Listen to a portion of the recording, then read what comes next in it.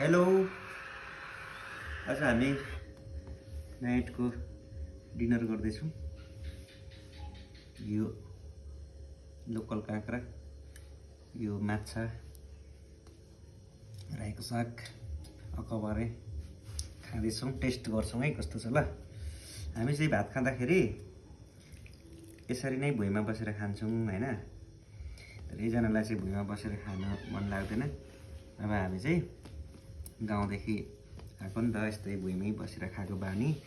मलाई चाहिँ सहर आएर पनि यस्तै भुइँमै बसेर खानु मन लाग्छ के है। कस्तो छ खै चाहेको है।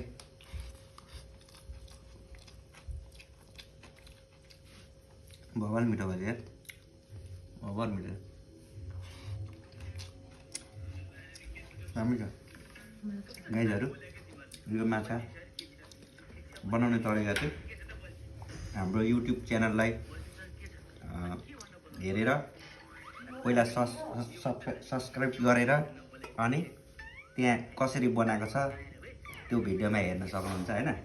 कसरी बनाउने, कसरी मिठो हुन्छ यो है।